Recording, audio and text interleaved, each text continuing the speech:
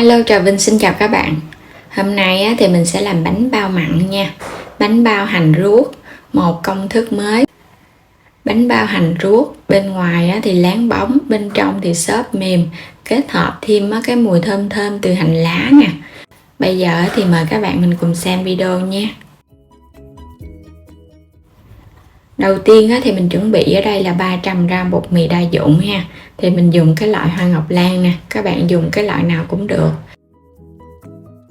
180ml sữa tươi nha, thì mình dùng cái loại có đường hay là không đường đều được.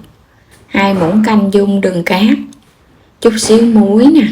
Bên đây là mình có 1 muỗng cà phê baking powder bột nở, 1 muỗng cà phê men khô, đây là cái loại men làm bánh mì. Rồi bây giờ sẽ cho phần sữa tươi vô trước ha. Tiếp theo thì các bạn cho đường vô, dằn thêm chút muối cho cái vỏ bánh nó đậm đà. Mình khuấy sơ lên cái mình sẽ cho vào trong đây muỗng canh dầu ăn, giúp cho bột của mình nó mềm hơn á. Rồi sẽ cho men vô ha. Cái sữa này là mình để sữa ở dạng bình thường thôi, không có cần sữa ấm. Cho men vô xong thì bây giờ các bạn cho bột vô. 300g bột mì hay là bột mì đa dụng. Bột nở này các bạn sẽ dùng đúng cái loại baking powder, còn không có thì mình bỏ qua nha, chứ đừng có dùng cái loại baking soda. Khi mà hấp lên cái vỏ bột của mình nó sẽ bị vàng á, nó không có ngon bánh đâu. Mình trộn cho thật đều xong thì dùng tay mình nhồi nha, nhồi cho khối bột nó quyện lại và nó dẻo mịn, nó không có còn dính tay. Đây, nó quyện thành khối. Bây giờ thì mình sẽ đậy kín lại, mình để ở đây khoảng 10 phút. Sau 10 phút để cho cái sợi protein ở trong bột nó co giãn ra thì bột của mình nó mịn hơn. Mình sẽ tiến hành nhồi lại sơn cái. Lúc này cái vỏ bột nó sẽ mịn nè, mình làm cho nó dễ hơn nha. Mình sẽ thoa lên trên mặt bột chút nước hoặc là dầu ăn. Rồi các bạn sẽ đậy kín, mình ủ 1 tiếng đồng hồ. Sau 1 tiếng đồng hồ thì thời tiết cũng nóng á, mình phủ một chút xíu cái bột khô. Bột của mình lúc này nó nở gấp đôi lên là được rồi nè. Bề mặt thì láng bóng luôn. Bột nở rất là tốt. Bây giờ sẽ nhồi sơ lại, các bạn gập bột từ bên ngoài vào trong. Đối với bánh bao thì mình không có cần phải nhồi kỹ nha, mình chỉ cần nhồi cho khối bột của mình nó mịn là được. Bây giờ sẽ kéo nó ra, xong rồi cái mình cán mỏng, cán cho nó mỏng mỏng ra vậy nè. Lúc này bột nó sẽ hơi co một chút, các bạn nhớ phủ thêm chút xíu bột áo để bột nó ít co.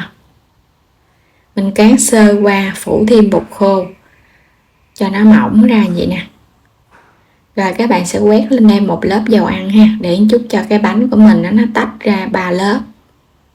Tại vì một chút nữa mình sẽ cuộn lại thành 3 lớp dầu ăn, giúp cho nó tách lớp dễ dàng. Và đây là con tép sấy nè, mình mua sẵn á, tép sấy giòn có gia vị luôn. Rải đều lên trên mặt bột. Tiếp theo là hành lá cắt nhỏ ra. Cái này thì mình chỉ cần cắt cho nó nhuyễn nhuyễn rồi cái mình rắc đều lên là được à. Còn con tép sấy hay là con ruốc thì mình mua sẵn cho nó tiện. Xong rồi các bạn sẽ gập bột lại làm 3 lần. Để một chút nữa nó sẽ ra 3 cái mép bột á. Mình tách ra nhìn nó ngon hơn. Bột rất là mịn ha. Đè đè nó xuống. Rồi sẽ chia bột nha. Các bạn chia nhỏ nhỏ thôi, đừng có chia lớn quá, ăn nó cũng ngán lắm. Chia nhỏ nhỏ, mỗi cái bánh nó gọn gọn vậy đó, ăn nó ngon. Đây mình sẽ lấy từng cái bột vậy nè. Các bạn sẽ cho chiếc đũa vô. Và trong chiếc đũa các bạn nhớ thoa chút dầu ăn ha, để cho nó đừng có bị dính. Kéo nhẹ cái mép bột ra rồi cái mình cuộn nó lại 2 vòng. Rồi gị chiếc đũa ra. Mình làm vậy để cho nó tạo hình đẹp á. Thay vì các bạn sẽ cuộn nó lại không thì nó không đẹp. Mình quấn cái chiếc đũa để giúp cho cái tạo hình thôi à, cho nó xoắn cái cục bột lại. Và cái mép ở bên dưới thì mình lặn nó xuống dưới luôn, để cho nó đừng có bị bung. Mình làm xong rồi thì mình lót bằng cái miếng giấy dầu, hoặc là các bạn lót giấy trắng cũng được. Lót lên mỗi cái bánh mình lót để chút nữa mình hấp nó có bị dính khuôn nè. Làm xong á, thì mình phải để cho bột nó nghỉ. Tại vì á, bột này á, khi mà mình cho nó tiếp xúc với con guốc và hành và dầu ăn nữa, nếu mà mình hấp liền á, là bánh nó chưa kịp nở bung đâu. Cái mép nó còn dư nè, lặn nó xuống. Rồi sẽ đậy kín, mình để thêm 15 phút nữa nha. Sau 15 phút nữa là được rồi. Các bạn sẽ lấy bánh ra thì mình thấy cái bánh mà mình cầm lên nó sẽ nhẹ hơn. Và cái bề mặt của cái miếng bột nè thì nó nở ra và nó căng bóng ra luôn. Vậy là được rồi, sẽ chất vô trong cái nồi đem đi hấp. Các bạn bắt sẵn nồi nước sôi nha, để mình dễ tính thời gian. Bắt lên trên bếp để hấp thì các bạn hấp lửa trung bình 8 phút. Sau 8 phút thì mình tắt bếp luôn nha. Tại vì bánh này cũng nhỏ, nếu các bạn làm to hơn thì hấp 10 phút. Bánh nở đều nè, bề mặt thì láng bóng, bột thì trắng mịn. Bánh này thì ăn nóng là ngon nhất nha. Cầm lên cái bột rất là nhẹ luôn. Cái bánh ấm ấm nóng ăn nó mềm xốp ngon lắm, thơm cái mùi sữa tươi nữa. Đây bánh ngon ha. Bột nở đều nè, cầm lên nó nhẹ tên luôn bột xốp ngon Mình cho thêm chút bột nở thì giúp cho bánh của mình nó nở và nó xốp hơn. Còn các bạn không có thì mình bỏ qua, cái lớp men nó vẫn làm xốp bánh ngon rồi ha. Mềm ngon quá nè. Có con ruốc và hành lá đó nên nhìn cái bánh nó cũng hấp dẫn hơn.